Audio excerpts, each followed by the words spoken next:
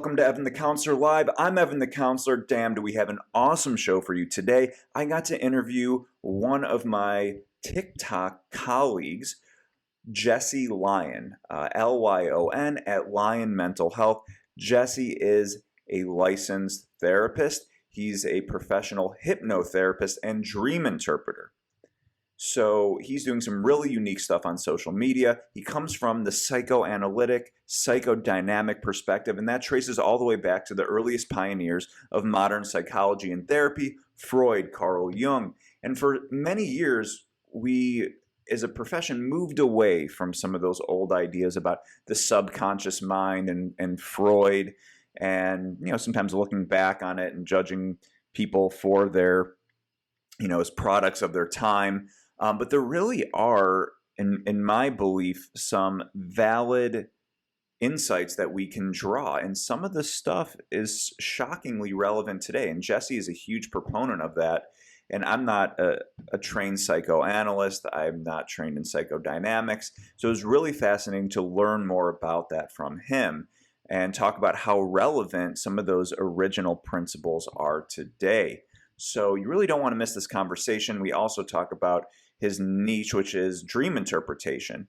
And I mean, this is just one element of what he does, but I believe in experimenting with social media and the content that he makes, he found that he would get the most engagement on dream interpretation. So people are really fascinated by that. And I think some people, maybe even including myself, looked at that as a pseudoscientific, but there really is validity. And he really sheds some light on the fact that there's actually research, legitimate research being done on dream interpretation and interpreting and connecting with the subconscious mind and our current environment and mental health and our behavior and our feelings. So, I mean, this is a fascinating conversation. I really hope you enjoy it as much as I did.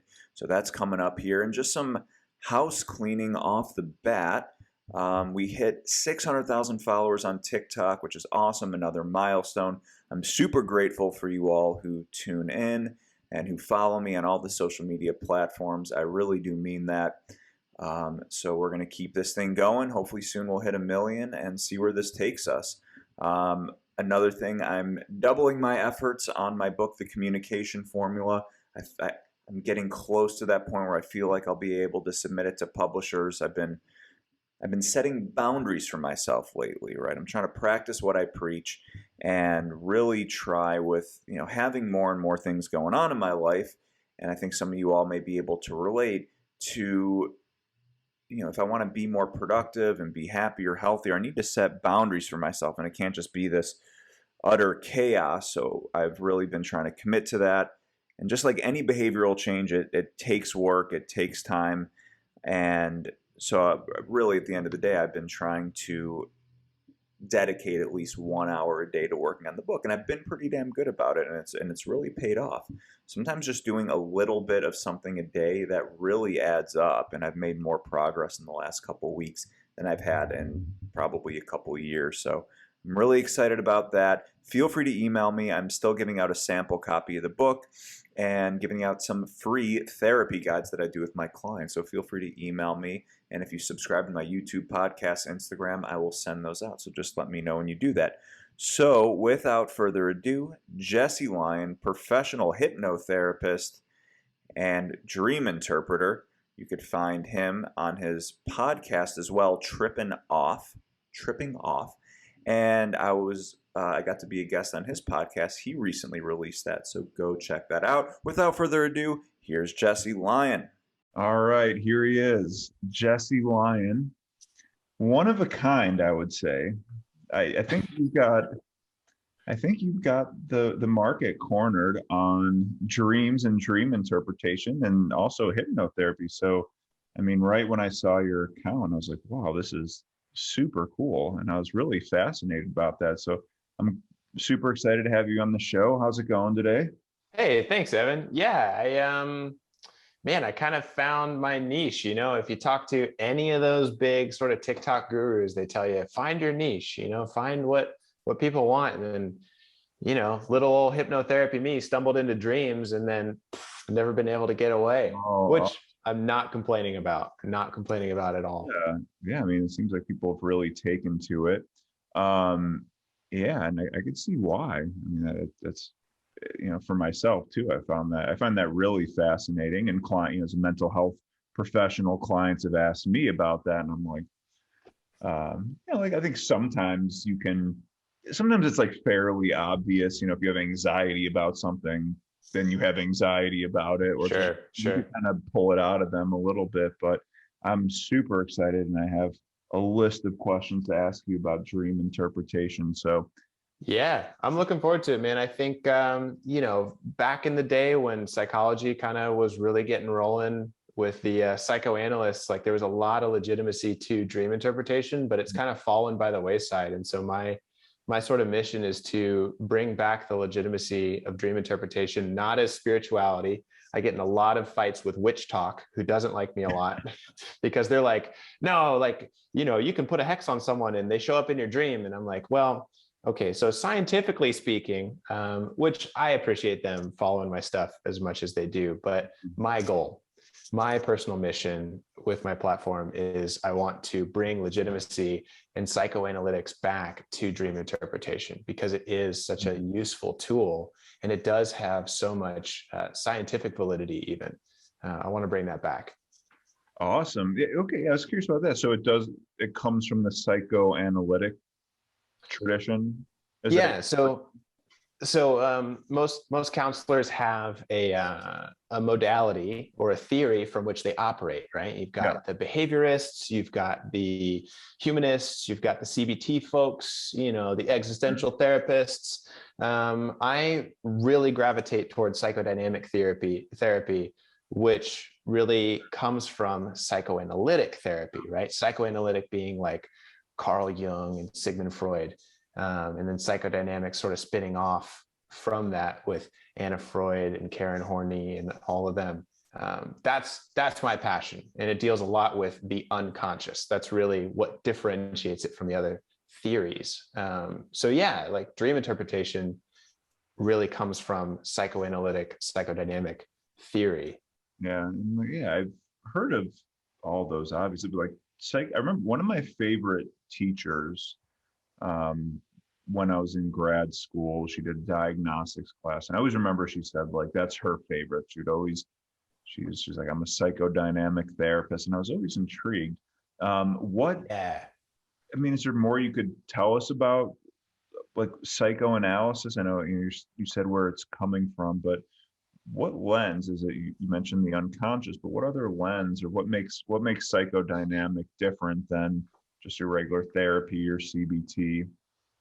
Yeah, so really what differentiates it from other types of therapy is its focus on the unconscious mind. And there's nothing really, hocus pocus or strange about that. It's just really focusing on this even biological principle that we have our frontal lobes, which reside right above your eyeballs.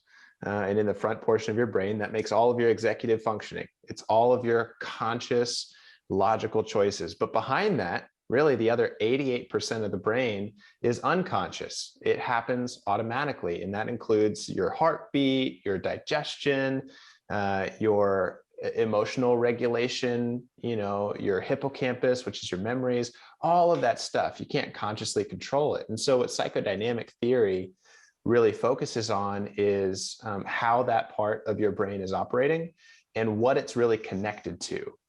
Because if you can find out what it's connected to, where those things come from, you can help someone move through their emotional difficulties. Oh wow, yeah, it's very cool, and it's one of those things where so such a large part of our mind is subconscious or unconscious, and a lot of that just like regulating your body functions.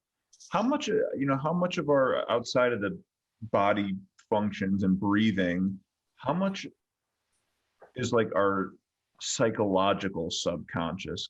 Do we know that?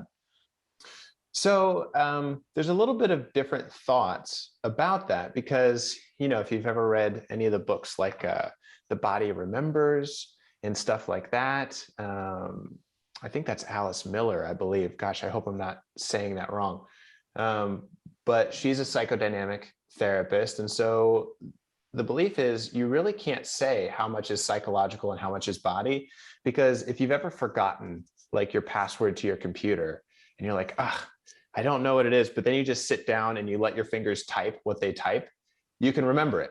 Yeah. Right. And so it's like even memories and emotions are stored in our bodies, in our muscles, the fibers of what make us up. And so you really can't say, or you could say and say all of it, because emotions are in the body and it can't just be sort of separated into the mind. And I think that's really where psychodynamic theory is very different from like CBT theory, which thinks everything is nice and boxed up. Psychodynamic believes it's all messy and together, and that's why we have to operate as therapists in the way that we do. Wow. Yeah, that makes a lot of sense. And for myself, coming from a trauma-focused lens and being trained in things like EMDR, brain spotting. Have you heard of brain spotting? Have you ever? I've heard of brain spotting. I haven't researched it enough to really be able to describe it. I hear it's similar to what we do. In some ways, yeah. But I couldn't tell you. It's similar with EMDR, but it's finding, it's connecting to the body. Noticing. There's a lot of, I think, intuition with it. And it sounds like perhaps similar with you do. There's that unconscious intuition, your fingers typing. I believe there's so much power in intuition that we forget about. That it is built into our survival, that those gut feelings that people talk. I think we really underplay the importance of them. And even some of the smartest people, sometimes it is the smartest people that downplay it, like your Stephen Hawking's. I mean, maybe he wouldn't, but it seems like we discount that. It's almost like our animal self. We're like, oh, that's like a stupid part of us. It's not a higher functioning. Sure. That can often happen. As a hypnotherapist, there's a reason that we believe that happens. We kind of differentiate people into two categories. So like if you're to take Myers-Briggs or the Enneagram stuff, which is personality inventory, and super simplify it, hypnotherapists, we believe in two kinds of people. Physicals and emotionals. I don't like those terms as much. I like to call them thinkers and feelers. They just interact with the world differently. And so the thinkers, the emotionals, they actually really struggle with feeling and identifying their emotions in their body. And so they will often discount their emotions and their body sensations because they struggle with that, where the physicals wouldn't do that. They are so in touch with their physical experience and really value that experience. But that really boils down to a personality thing. Yeah. It's funny you say that, because that encapsulates a lot of my view when I'm working with clients as well. I do notice that some clients are more on the thinking side and others are more on the feeling. And you could look at it from like an attachment framework. Like a lot of the times, the thinkers tend to be a little bit more dismissive in the attachment. Sometimes the feelers tend to be a little bit more preoccupied in their attachment. I think a lot of times folks with struggle with borderline personality disorder, like that would be an example of someone like hyper feeling and hyper emotional. They may not possess that filter, right? Where it's like you have an emotion, anger, and that comes to your present and you feel it and experience it more intensely, whereas others have that, I think of it like a filter, like a thick filter, where they don't really, that's why they don't understand their emotions. They're a little bit deeper. Yeah. And they both have problems. One's not smarter than the other. One's not more emotionally regulated than the other. They just have different obstacles. So an emotional would tend to be overly closed. They would tend to be very dismissive, not very, it doesn't even affect empathy, but just not very good at being assertive, pursuing, right? They're going to detach and kind of move off. The feelers are going to be more assertive, more, not aggressive, but they're going to chase after that thing, which would be more of the sort of reactive attachment style or the preoccupied attachment style.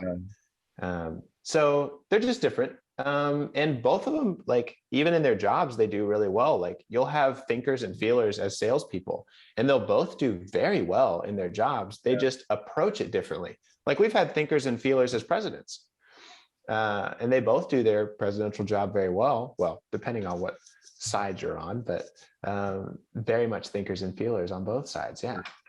Yeah, absolutely. You know, we tend not to think of things as much in binary, but I think there is something to that. And I've noticed that as well. And I call it like burning the candle at both ends, because I think that especially the folks who are more driven by their emotions, it's really important for them to have like a stopgap, to use more of their cognitive part of their mind to balance that out a little bit. And they do benefit from the body work as well, and because their emotions are all over, and you know, so we got to process them and trauma therapy. Right. And then you have, and these kind of, I'm not gonna lie, these folks are my favorite. Not that, I mean, not that I love the more emotional side, and I think it's because I don't see them as much, right? It's like they tend to avoid therapy a little more. They tend to, you know, think they have it under control, whereas the emotional folks sometimes wind in therapy because they have to, just for functioning's sake. But I love when they come in because they really want to avoid digging into the emotions. That's what therapy's about. And I like to make them squirm a little bit, because I think so much of it is like intimacy and vulnerability, and they're just sitting there like, oh. But Yeah, I've seen it. I mean, I'll be honest, I've seen it both ways, where sometimes I see more thinkers in therapy than feelers, because the thinkers are very goal driven. Feelers are more driven by relationships. And so because thinkers are more goal driven, they'll be like, hey, I recognize that I can't do this thing that I want to do. I need to go get help in order to do it. And they recognize, hey, I don't know what's going on here. Help me. You know, I can't feel happiness. I can't feel fear. I can't feel excitement or pride in the accomplishments that I have. Help me. And so yeah, I was gonna say, it's really good. do you feel like they're the types that say, all right, fix me? Can be. Can be. I think they definitely lead with their thoughts, and so they think through their feelings, where feelers feel through their thoughts. And so it's just, you know, just a different way to approach the world, and we need both. Coincidentally, what's very interesting is when it comes to relationships, they say opposites attract, but that's not quite true. You really wouldn't have an opposite like political party or spiritual beliefs. They would probably be the same, but what you will have opposites with is thinkers and feelers. A thinker always finds a feeler, and a feeler always finds a thinker. They fall in love with each other. Yeah. Yeah, which is pretty cute. Yeah, right. Yeah, absolutely. Yeah. Yeah, opposites attract for sure. So let's see. So let's back up a little bit. All right. Who was Jesse before Jesse on TikTok? Or like, I don't know, like what got, I guess we always get this question, like what brought you into the field? Were there any like experiences when you were younger? Did you know that this was, yeah, who was Jesse of past? I was a very unique breed of emo teen. I was because there's kind of the cliche emo teen therapist who becomes a therapist, but I was the weird kid who liked philosophy in school. And so I was homeschooled from kindergarten through 12th grade. So I never went to school. Whoa. Actually, the first time I ever set foot in a brick and mortar school, a school building, was my master's degree, which surprises most people. So I had a very kind of unique upbringing. I thought I was going to be a philosophy major. I was a philosophy major until I changed it to English. I thought I was going to be a writer. And then I changed it to psychology, because I remember when I was a teenager, I went to get therapy because I was cutting. And so that really, you know, I saw how interesting that work was, how it really paralleled some of the reasons I liked philosophy. And I was like, oh, now that's something I could do with my life. Wow. Yeah, I think, yeah, I could really relate with that. For me, it was more the addiction route and understanding mental health. And it was funny. Someone in the live asked, like, are therapists more messed up than regular people? It seems like all of them have a diagnosis. I'm like, yeah, probably, like we're more aware, but that's one of the reasons why I think we get drawn to the field. And um, for a lot of us, therapy really helped us. And, you know, I think that's a really powerful experience to have and want to chase that. Yeah, yeah. Sometimes I do feel a little bit strange. I don't have a real diagnosis. Like, I'm just living my life, man. I feel like I can identify with most diagnoses. I've got my own stuff going on, but like, yeah, I mean, I When don't it have a comes down to it, diagnosis. I don't take medication for anything. I'm yeah, pretty happy, healthy guy, I suppose. I'm the opposite. I have like 6 and then I take 10. No, I'm just kidding. I mean, there's a Like lot of a little therapists who are like that. There's nothing wrong with that either. I bit. just like, yeah, hey, I'm representing the other side of that spectrum, and there's no shame wherever you fall on that rainbow. For sure, yeah. And I mean, I went many years, without, as a therapist, as a clinician, without doing therapy, and at times, that was fine until it wasn't. But Right? until grad school, Yeah. another confluence of other factors. But yeah, a lot of it's a label, right? I mean, and so much, we do like to often clinicalize normal human experiences, and I respect different ways of looking at it and looking at mental health. And I think there's merit to all of it. And I joke, I'm like, yeah, I'm like, I got my whole care team. I'm like, like right now, my thing is like, I wish I had a case manager. Like, I want to. For me, that's my wife, Joy. Thank you for putting up with my crazy ass. Yeah, exactly. Yeah, Um, she's great. that's awesome. Yeah, how long you been married, or so? We've been married 6 years, but we've known each other since high school. We high school sweethearts. That's when we started dating. We went to senior prom together. We went to homecoming together, and then we just stayed and weathered life, man. I may have missed it, but like you say you didn't go to Brick, and like what kind of high school did you go to? So homeschooled. I stayed at home. My How did you my high school. or What's that? you met elsewhere? Well, true. So the way that it worked is it was homeschool, so I never went to school. But when the state looked at what we did, it was considered a private school. So nobody went to school, but we had an organization that filed all the paperwork with the state as a private school. That way we were able to do the homeschooling. So come senior year, it's kind of like, hey, here's all the people you've technically been in school with. Go meet them and go karting and have a bonfire. And so I technically had been in school with my wife Joy since kindergarten, because we both started at the same time in her kindergarten, but I never met her till we were seniors Oh, that's super cool. because we were homeschooled. So it's a weird world, man. It's just a whole different culture. Absolutely. I've never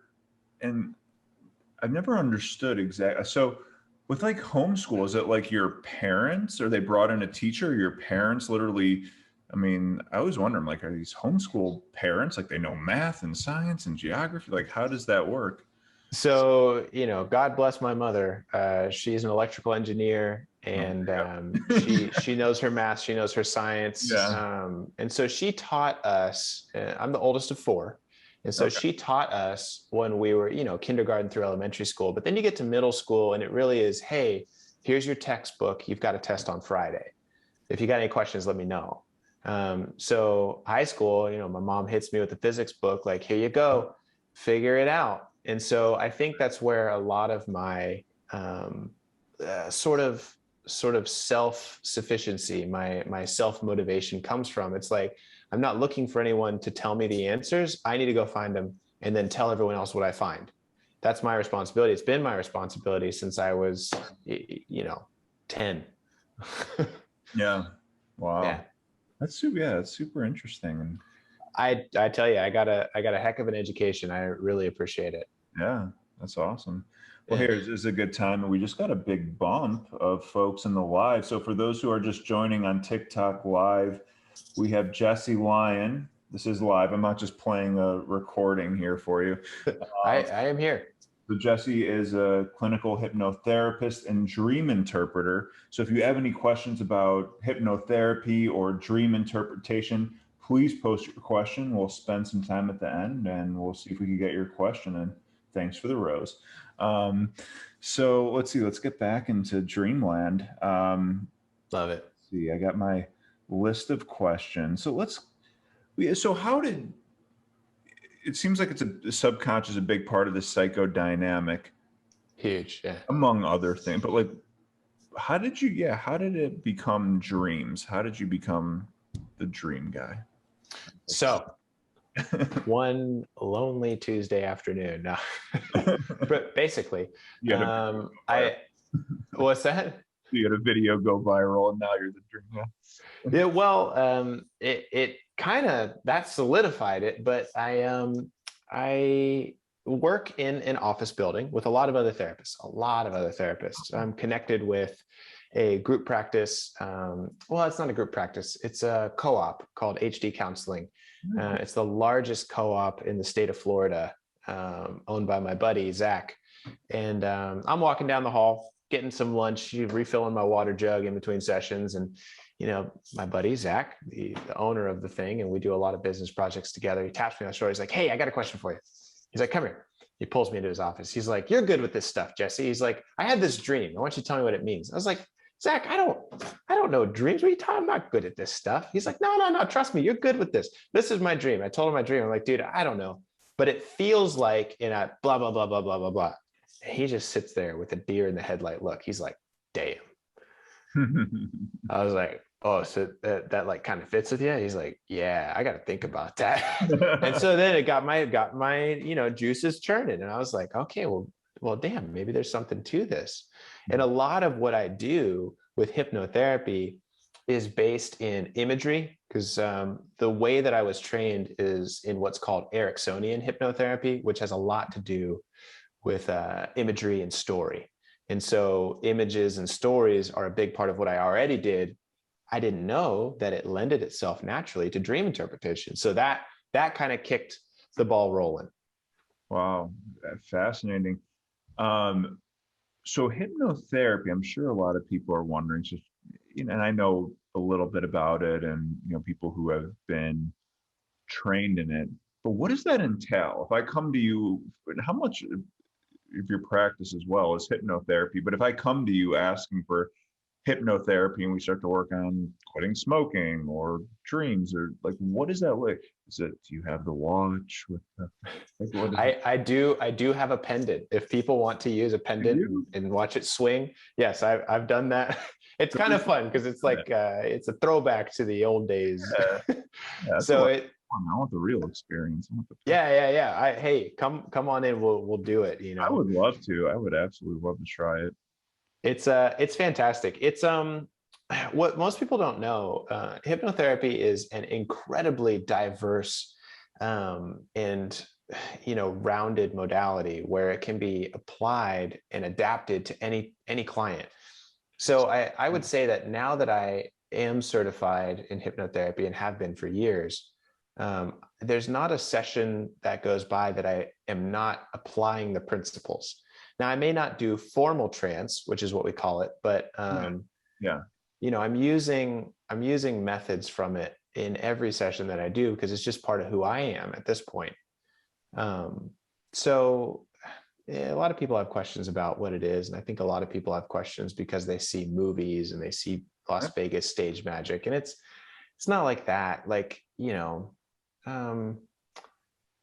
hypnosis on stage uses principles of it, but they're doing it for a spectacle. It's not therapy. And so it's very, very, very different. Yeah. Like, I really love Darren Brown. Like, are you a fan of his? Yeah. Darren Brown. No, I don't. Maybe, is he a stage? He is, but like he takes it to like a really deep level. Um, how do you're a hypnotherapist, you don't know Darren Brown? So he's really big in the UK, and he did have some Netflix specials that I think got him to be more known here. But he's actually he wrote a really good book on happiness.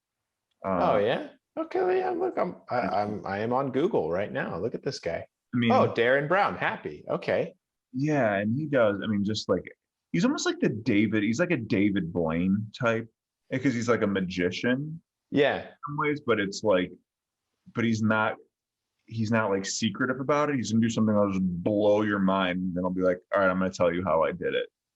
Absolutely Oh, human. But yeah, you should definitely check him out. But yeah. I gotta check him out. I tend to stick away. Anyone who does magic and hypnosis, I don't read a lot about it. I'm kind of focused on the other side. So for sure, I think he's worth uh, checking out. I don't know. He fascinates me. that's cool. That's cool. So why do we dream? That's a great question. What's the You ask different people, you get different answers. But if you're asking me, That's dreaming, when we sleep, there's a lot of things that happen inside the brain that are really, really important.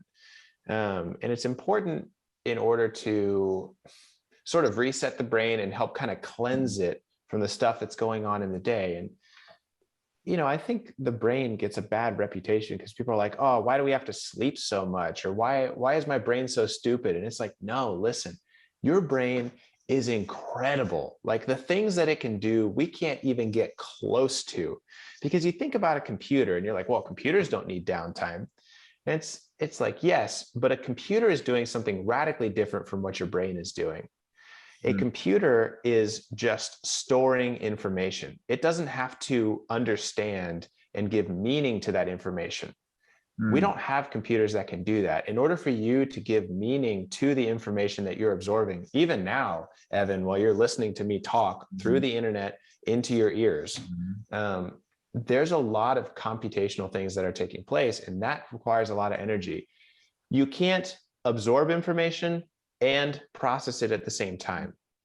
You can't do it. It has to be absorbed and then processed. Well, the processing happens when we sleep. yeah, and I've heard that before. It's like we don't actually know for sure why, but that makes a lot of sense to me. And I think one thing we do know that you kind of mentioned is and correct me if I'm wrong, but it takes like the information of the day, the short-term memory, and puts it into your long-term, but also processes and makes sense of the information. Personally, I have solved problems in my sleep or like literally I'd be like, I don't know what to do. And I'll wake up and I'm like, oh, that's it. Or I'll have ideas that pop up. It's not every day, but I've certainly had that. Yeah, there's actually 4 types of dreams that I kind of differentiate between. And probably by the time this podcast comes out, I have a quiz on my website that you can take. You wake up, you had a dream, you go to my website, you take the quiz, and it'll tell you what type of dream it has and what your mind was doing during that process. But what you're describing is called an insight dream. And so a lot of people, especially Nobel Prize winners, a lot of them have had their groundbreaking ideas after waking up from a nap or from sleep. So yeah. I took one philosophy course, super fascinating guy, but he told the story about this like brilliant scientist. And whenever he needed to come up and solve a problem, he said he would, I don't know why I remember this, but he just stood out to me that he would read everything he possibly could about the topic that he was studying. He would read every single thing he could. And then he would go out and he would have the night of his life. Like he would eat and drink and dance, and then he would go to sleep, and then he would wake up and the answer would come to him. Brilliant. Fable that is, but yeah, no, that's absolutely the way the brain works.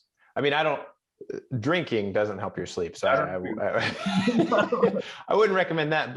But learning all the information and then taking care of your body, like doing a physically not demanding, but something that engages the body physically, like dancing, and excites it, and you feed it and water your body. I mean, you're basically a plant with emotions, like we've heard that saying before.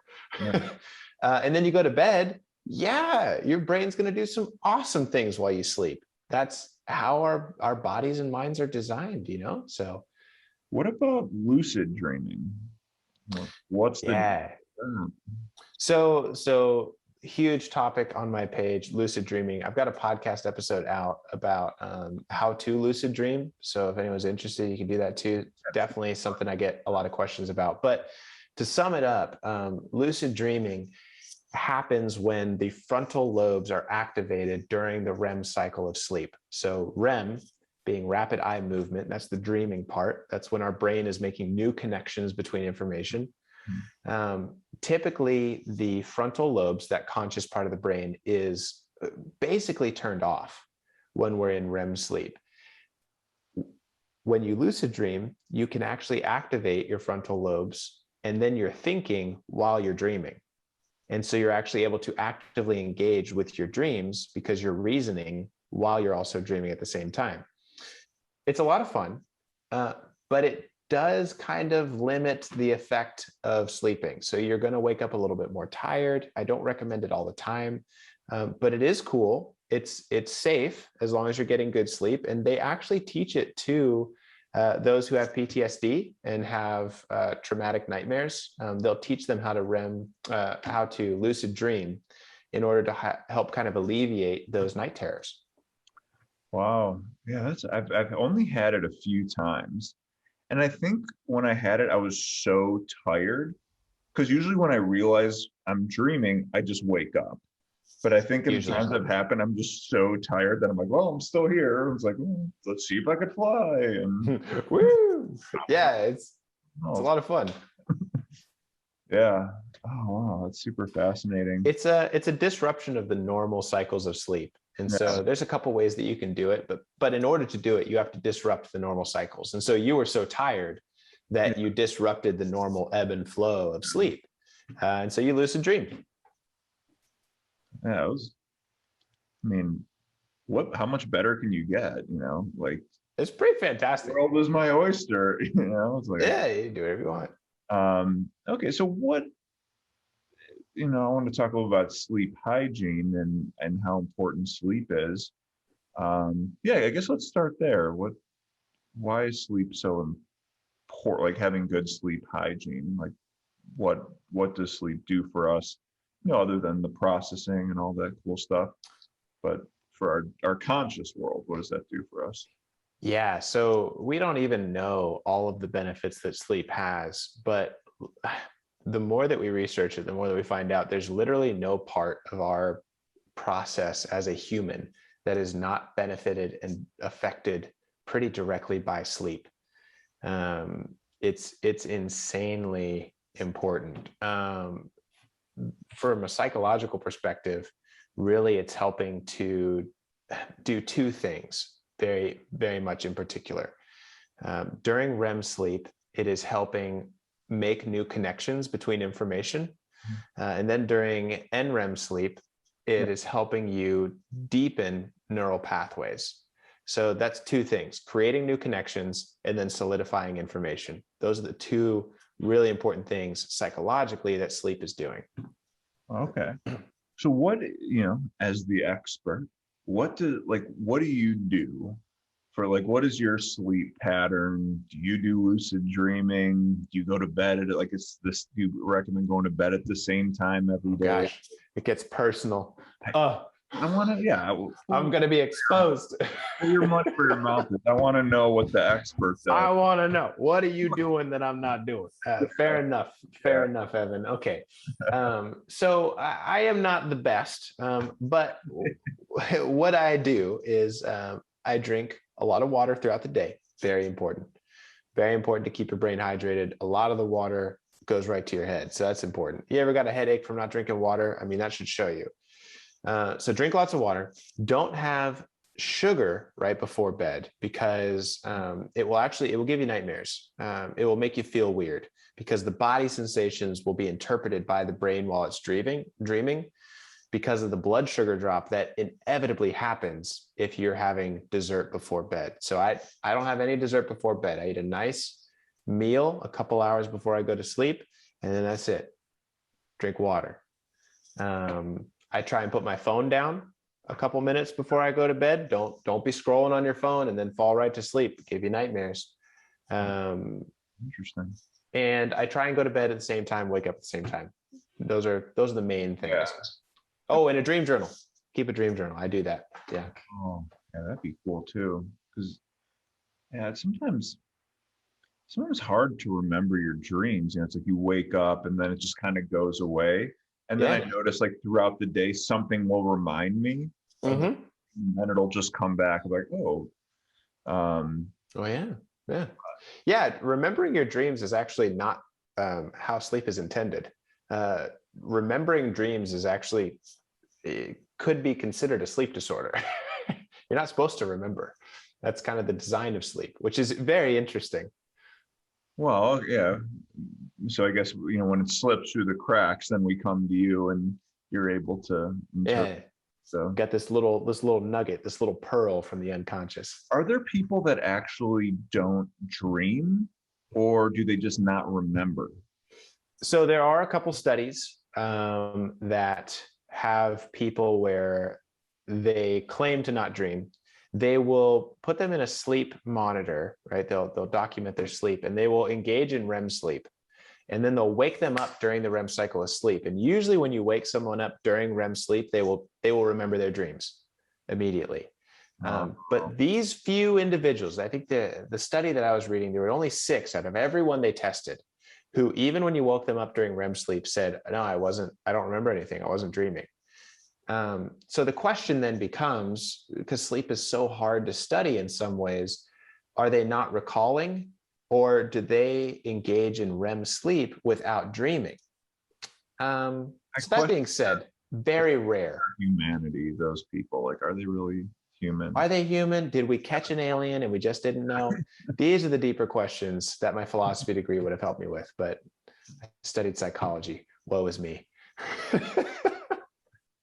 Well, that's fascinating. What about early childhood memories in the subconscious, and like, why do we remember the things that we do from? And I've noticed this too, a huge variation of some people do not remember, and it's not just trauma. Of course, that's an easy explanation, and that's true. But there's just some people that don't have memories from before they were. I've met one guy who didn't have memories before he was like 10, and I was like, literally blew the lid off my head. And that's probably an outlier. But I would probably be kind of one of those. I've got a pretty difficult childhood memory. I can remember my 10th birthday, but before that, man, really, I can't really pull much back. I'm kind of bad at recall.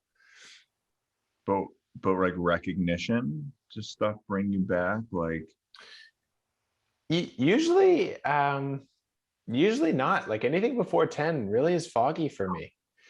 So some people are just that way, you know, and they kind of struggle with recall. I mean, then again, I tend to be a little bit more on the thinker emotional side.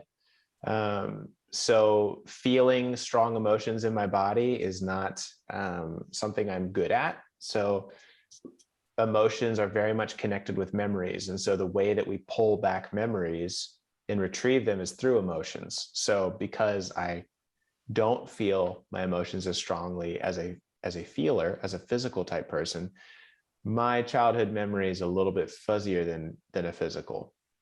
Mm. Yeah. Okay. That's, I'm like, none of my childhood memories are like, you know, they don't last. They're kind of flashes. But Sure. I have memories from, I swear, it could be as young as 2 years old. That's crazy awesome. Like, I know for sure I have memories before 3, because I remember the first house I lived in, and I have some really distinct memories, and I'm like, are these real? And I would like talk to my mom. She'd be like, yeah, that really happened. Yeah, I don't know why, but like, I don't know why that is. I got a couple flashes in there, but really, you know, the research into memory recall has a lot to do with emotion. A lot of people will ask me to use hypnotherapy for memory retrieval, or like exploring their childhood and trying to pull back traumas and reveal those things. It's actually not ethically or legally allowed to do that. So there was a lot of trouble that people got into in the 60s where they they used to do that. But what they found out is that it's it's not necessarily dangerous, but what does happen is something called confabulation, which is a wonderful word, and that's why I remember it. But basically, it means making the memories messy.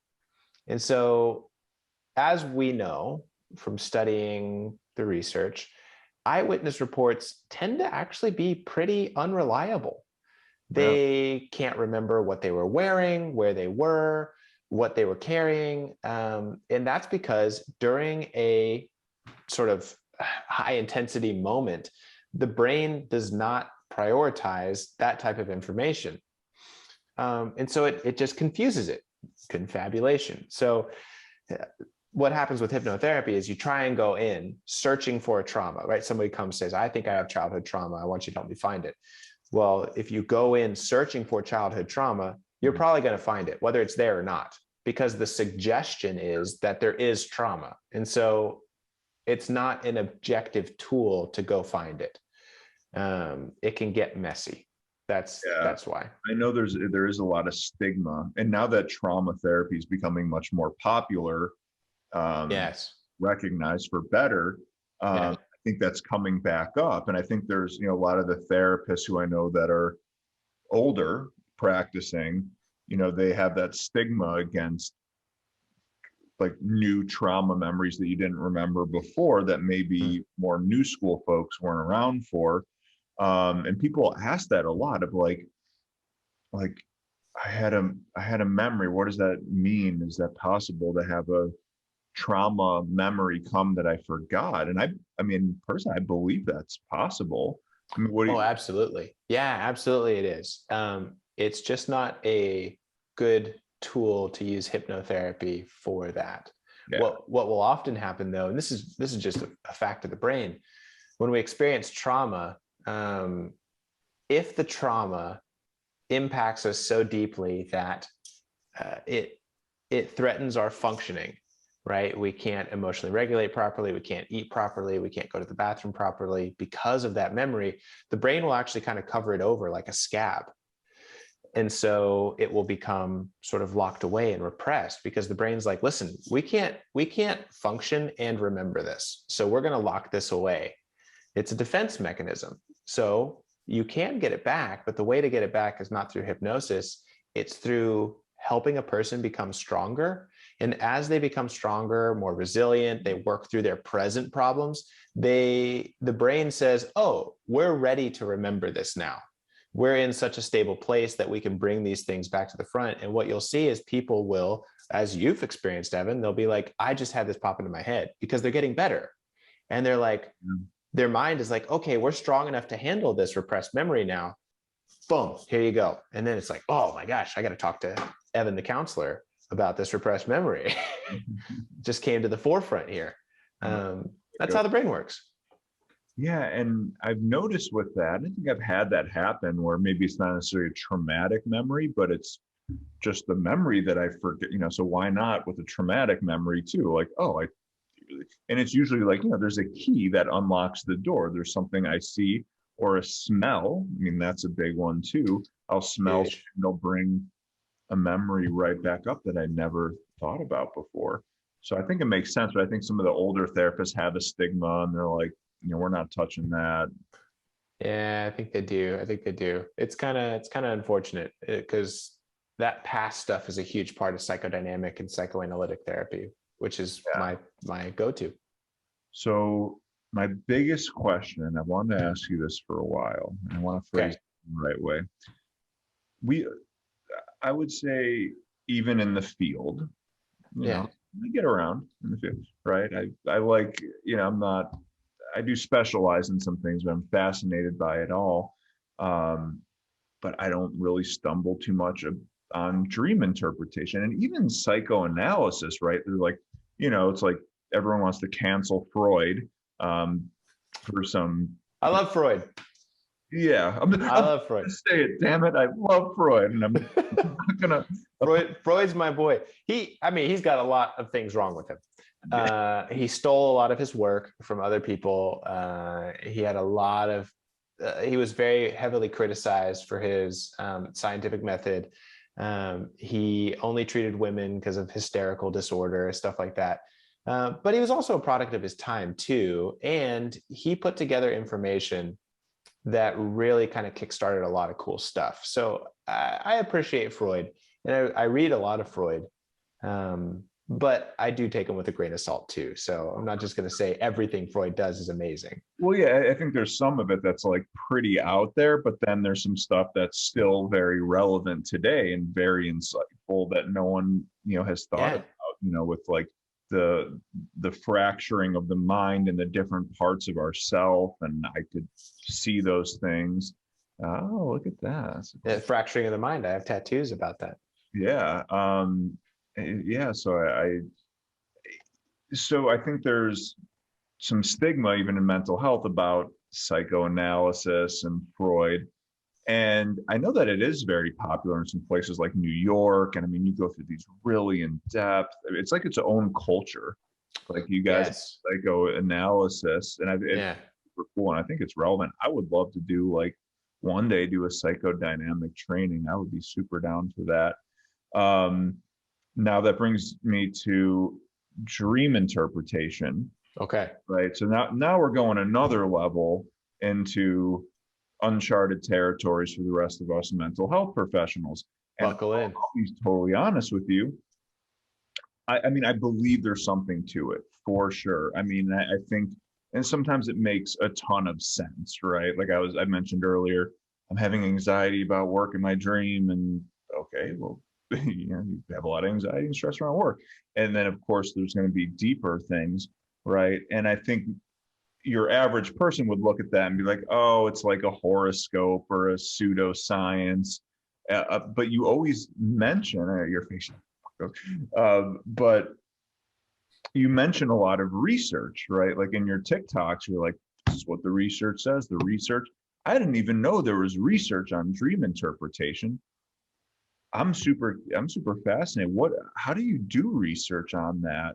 How do you apply this scientific method to researching dream interpretation?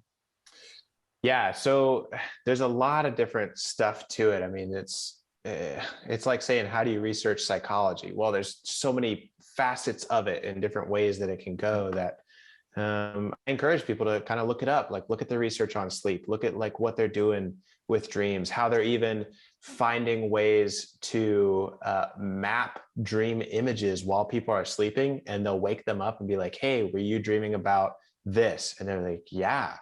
So like there's some research out of Japan where they can even map the dreams and see in some ways what people are seeing before they even tell them what they saw in their dreams. Very cool stuff. Very cool stuff. But a lot of what happens with dream interpretation comes from that more psychoanalytic projective type stuff. So if you think like about like Rorschach ink blot tests, right? What does this look like to you? What the mind does is it projects feelings and associations onto images, right? And so what it allows people to do is to kind of understand what they're feeling without the conscious mind getting in the way.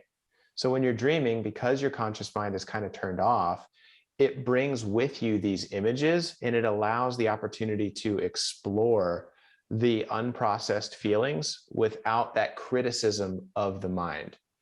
And that's kind of what it's doing. And so from there, the research can kind of go into, okay, let's use this free association technique. Let's use this hypnotherapy technique. Let's explore the venting process through hypnosis. So I mean, there's so many different ways that, we're researching and learning about sleep. There's a lot of good books.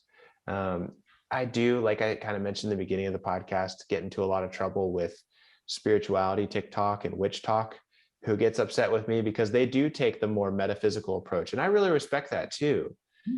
like good for them. Like that's just not my field. I hold a medical license, and so I try and stick with what I know, and things that I can show people. So yeah, I hope that kind of answers the Yeah, question. that does.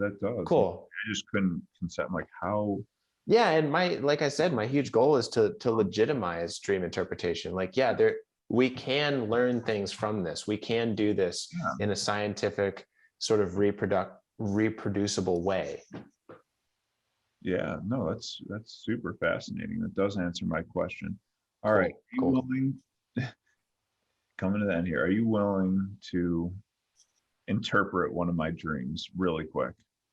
Let's give it's not, I'm not your therapist, Not but my yes. I'll That's the send it. caveat. People ask me all the time. All right, there's witnesses, plenty of witnesses here. We're live, but and I just want to, and I actually did kind of ask this when you popped into my live one time, but you kind of just, like you can only say so much. But Oh, it goes so fast. I know yeah, the chat. exactly. And Yeah, let's do it. Let's do the it. only I'm reason I excited. asked, right, is because I have this recurring dream Oh, every so often. okay. Caveat: recurring dreams typically mean that the content is not finished processing. So think about like PTSD dreams. Sure. People will have kind of recurring sort of night terrors because that trauma is not processed. Now, I'm not saying it's a trauma for you, Okay. but recurring dreams kind of means that, well, you're still struggling with the same thing.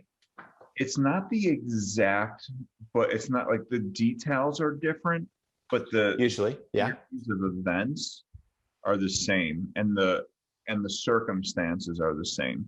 And you know what's funny? I finally told someone about my dream, and they're like, "I had that too." And then I started to get curious, Yeah. and almost everybody that I've told this dream to, they've had that dream or something close to it. Oh no, is it your teeth falling out? No, Oh, okay, because that's like number one dream that I get. My teeth are falling out in my dream. it's no interest. That is fascinating. I have the naked one quite a bit, I've had that one quite a few times. Yep. where I'm naked and I'm like the only one naked, and I'm like, wait, why am I naked in this like public situation? And it like seems normal, but I'm like, wait, how did I get here? Like, Yeah, and like I'm freaking out about it, but everyone else is kind of cool. Like they don't notice me. And yeah, it's like, yeah, what? yeah, I'm sitting there racking my brain. How did I leave the house without any pants or underwear on? exactly, yeah. How did I slip that one through? So I do get that one. Okay, but here's the one I'm curious. Okay, I'm super ready. Ready? Okay.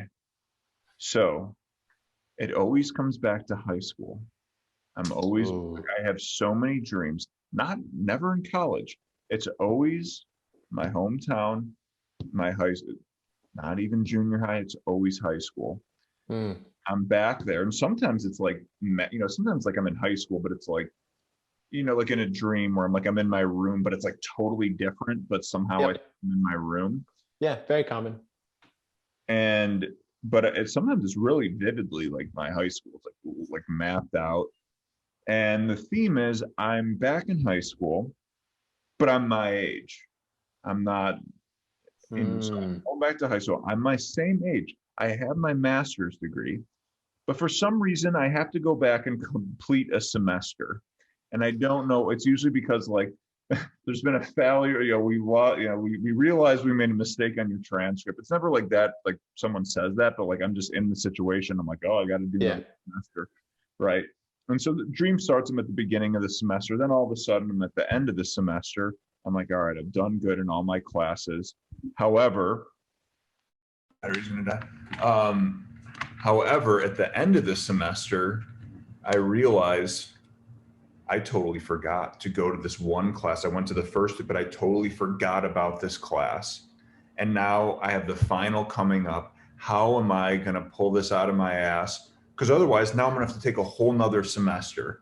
And then I panic. Mm-hmm. That's a great dream. And you're very much not alone in that. A lot of people dream about having to go back to high school to finish a class, or they're late for school, or somehow they got stuck in high school. They got to figure out how to get out of there. So high school is, well, let's start from the beginning, right? Dreams are symbolic. They are not literal. So obviously you don't literally have to go take a class. That's not what your dream is about. Yeah. It's a symbol. And so if you think about what high school symbolizes for most people, it's that transition from childhood to adulthood. And it's a time of identity formation. And it's a time of finding out what your significance is in relation to the Yeah. world, how you Yeah. fit. Yeah. Right. And so if you're having a dream about going back to high school, especially to complete something, Yeah. it can mean that you're trying to kind of look towards your past to understand your identity, to form how you're going to move forward. Right. And so sometimes there can even be times when people will dream about high school, they feel like they missed something. They're really struggling to kind of find, like, I mean, I even think about how TikTok has changed all of our lives and how we're all finding new ways to fit and benefit the world through this new medium of TikTok and podcasts and being a social influencer. So that's kind of a symbol even for your trip back to high school. It's like, whoa, I haven't had to really reanalyze and look and kind of identify who I am as a person since high school. You had a trajectory, but now you're sort of regrouping, reorganizing. That's typically what it means. Yeah, and that makes a lot. It makes a lot of sense because I look back and I think like at that time I was pretty lost, and I wasn't Mm, like out of control or like whatever. But I mean, I definitely started to develop an addiction. But I have a lot yeah, of regrets. I have a ton of regrets yeah, about that time of what I could have done. And I feel like I really have resolved a lot of that, like a lot of those insecurities. I mean, they're still there, but like I've really pushed past them and developed since I got sober at 21. But there's still that yeah. regret there. And I think that's why I'm going back at the age that I am to try to rectify this thing that I didn't do. I don't know why the anxiety is there, but Yeah. Well, the anxiety, I bet that some of this comes from too, like the mistakes that you made in high school still influence your decisions that you make professionally today. And so there'll be times where just during your day, you're kind of referencing your high school self, you're referencing the mistakes that you've made in the past and thinking, oh my gosh, am I repeating this? Do I need to go back? Like, did I miss something in high school that's going to affect my decisions now as an adult? yeah, And so I mean, really, if you think about what you're experiencing in your daily life, it is kind of like going back to high school to take one course and then fearing that, oh no, if I mess this up, uh, it's going to hold me back from doing the things I want to do. And so some of that anxiety creeps in. yeah, yeah, that makes a ton of sense. I want to just take a sec. Um, some people had some questions. Maybe do a little rapid fire. Does CBD help with sleep? Does CBD help with Yeah. sleep? The best way to have sleep is naturally. If you don't have sleep naturally, you should go talk with your doctor, number one. Yep. CBD can help with sleep, but it's not good sleep. So like even when you take like Ambien or some of those sleep aids, Oh you're God. not really sleeping. It's bad sleep. There's a difference between sleeping and um, what do you call it? Anesthesia, right? Knocking yourself out. You're not getting into the cycles of sleep like you're supposed to. It's better than nothing if you have insomnia. Yeah, yeah. But I get crazy. I used to abuse that. But yeah, you be like dreaming while like it doesn't like it puts you into like a level of sleep even when you're awake. yeah. It Well, sounds some stupid a shit. lot of people have gotten into car accidents because they started driving I did while a they were video asleep. that made fun of it. Yeah, I did a Yeah, well, it's some crazy stuff. Like, so does it help you sleep? It'll make you think it helps you sleep because it's making you close your eyes and drift off into a altered state of consciousness, but it's not good sleep. yeah. I kind of think it's a placebo personally, but I could be wrong. Yeah. Um, Well, with like it definitely makes you I'm sleepy. skeptical with CBD, but Yeah, yeah. yeah, yeah. Someone else asked, Great question. Great can question. anyone lucid dream? Yeah, it takes practice, but yeah, anyone can do it. Unless someone's had like a traumatic brain injury or something that affects their brain. But yeah, everyone should be able to do that. It's possible for everyone unless there's some kind of physiological thing that would preclude it. Sure. Yeah. Why? What got you on TikTok? Business. So, I was starting my company. I run several companies, and so I needed to get the word out about what I was doing. And then I kind of found the community. I started on Instagram, just posting motivational pictures with captions, and then TikTok kind of came around during the pandemic, and I caught on. I was like, all right, let's give it a whirl, and boom, Right 800,000 away. followers later. Did it right away? No, I was on it for a long time before I really found my niche, found my stride. I was not instantly popular. Yeah. It took a lot of work. Yeah. Yeah. And I was posting 3 to 5 videos a day. Oh, wow. I still do. You still So, do that many? yeah. It's a grind, man, but I also really like it. So it's my creative outlet. Yeah. Super cool.